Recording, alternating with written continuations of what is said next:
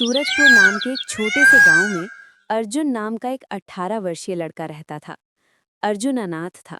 उसकी माँ उसे जन्म देते ही दुनिया से चली गई थी और उसके पिता हरिदास ही उसे पालने का एकमात्र सहारा थे। जब अर्जुन 8 साल का था, तब उसके पिता किसी काम से जंगल गए और फिर कभी लौटकर नहीं आए। उसके बाद अर्जुन बिल्कुल अकेला हो गया। अर्जुन गांव की एक टूटी-फूटी झोंपड़ी में रहता था। उसके घर के पास ही गांव का मुखिया धीरेंद्र और उसकी पत्नी लता रहते थे। उनकी कोई संतान नहीं थी, इसलिए उन्होंने ही अर्जुन को अपने बच्चे की तरह पाला। लो अर्जुन बेटा, ये खाना खा लो। अगर कम पड़े तो मुझसे और ले लेना। मौसी, मैं कब तक आप लोगों पर बोझ बनकर रहूंगा? अब तो मुझे शर्म आने लगी है। बेटा ऐसी बातें मत करो। तुम हमारे लिए बोझ नहीं हो, तुम तो हमारे अपने बच्चे जैसे हो। उत्तर प्रदेश के एक शांत गांव की सुबह नीम के पेड़ की सरसराहट से शुरू होती थी। उसी पेड़ के नीचे सविता रोज अपना छोटा सा ठेला लगाती थी। उसके हाथों के खाने में ऐसा स्वाद था कि दूर दूर से लोग खींचे चले आते थे। सविता का दिन लोगों को खिलाने और अपने पति सुरेश के फोन का इंतजार करने में गुजरता था। सुरेश शहर के एक बड़े होटल में काम करता था।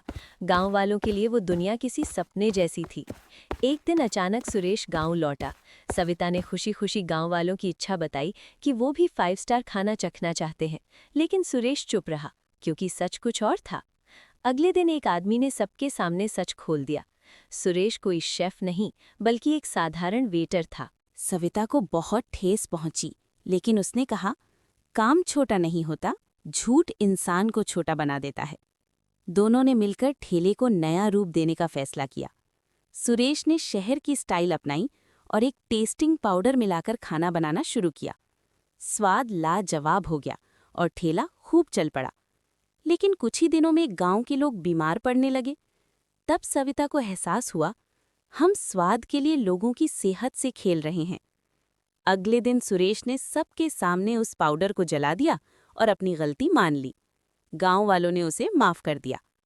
अब उनका ठेला फिर चलने लगा, सादा खाना लेकिन सच्चे स्वाद के साथ। एक छोटे से गांव सूरजपुरा में एक बहुत ही सुंदर बाग था। उस बाग में रंग बिरंगे फूल, मीठे फल और बड़े बड़े पेड़ थे। लेकिन अजीब बात यह थी कि गांव का कोई भी इंसान उस बाग में जाने की हिम्मत नहीं करता था। गांव वालों का मानना था कि बाग के उस पार एक पुरानी गुफा है और उस गुफा के अंदर से अक्सर किसी की डरावनी आवाज आती है। जो भी वहां से गुजरता उसे कोई अजीब सी आवाज बुलाती थी। इसी डर की वजह से गांव वाले उस जगह से दूर ही रहते थे। एक दिन गांव के 2 युवक खेत में काम करते हुए आपस में बात कर रहे थे। एक युवक बोला, अरे दोस्त, कल मैं उस बाग की तरफ गया था। वहां फिर से वही डरावनी आवाज सुनाई दे रही थी। दूसरा युवक घबरा गया और बोला, तू वहां गया ही क्यों? क्या तुझे पता नहीं उस गुफा में एक जिन रहता है?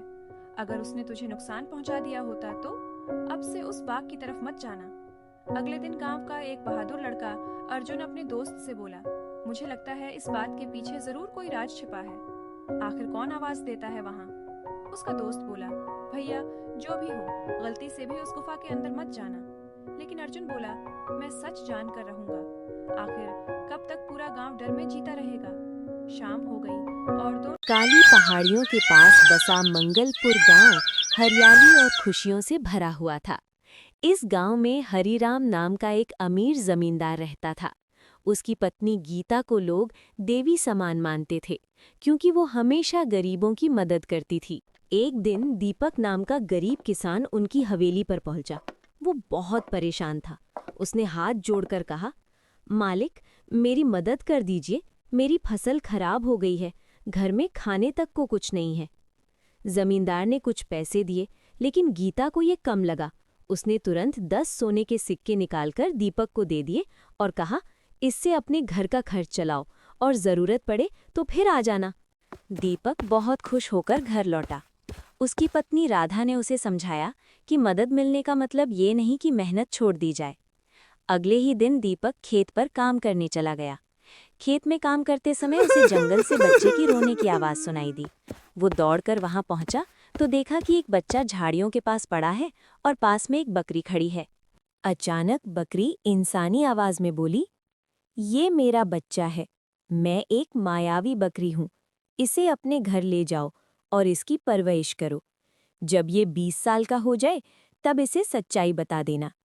ये कहकर बकरी गायब हो गई। दीपक उस बच्चे को घर ले आया। राधा ने पहले डर जताया, लेकिन फिर उसे अपना लिया। दोनों ने उसका नाम रखा राजू। समय बीतता गया और राजू जवान हो गया। एक दिन उसे बार बार एक अजीब सपना आने लगा, जिसमें वही मायावी बकरी उसे बुला रही थी। जब उसने अपने माता पिता से पूछा तो उन्होंने सच्चाई बता दी कि वो उनका असली बेटा नहीं है। सच्चाई जानकर राजू जंगल में अपनी असली माँ को ढूंढने निकल पड़ा। वहां उसे एक देवी और वही मायावी बकरी मिली, जो अचानक एक स्त्री में बदल गई। उस स्त्री ने बताया कि वो उसकी असली माँ है और जमींदार की पत्नी गीता असल में एक राक्षसी है, जिसने उसे और उसके परिवार को बर्बाद किया। देवी ने राजू को एक दिव्य तलवार दी और कहा, पूर्णिमा की रात को वो राक्षसी जंगल में आएगी, तभी उसे मारना, क्योंकि उसकी मौत सिर्फ तुम्हारे हाथों लिखी है। राजू ने गांव वालों को साथ लेकर पूर्णिमा की रात जंगल में पहुंचकर गीता का असली रूप सबको दिखाया। जब सभी को सच्चाई पता चली, तब राजू ने देवी की तलवार से उस राक्षसी का अंत कर दिया। सच सामने आने के बाद जमींदार हरीराम को भी अपनी गलती का एहसास हुआ।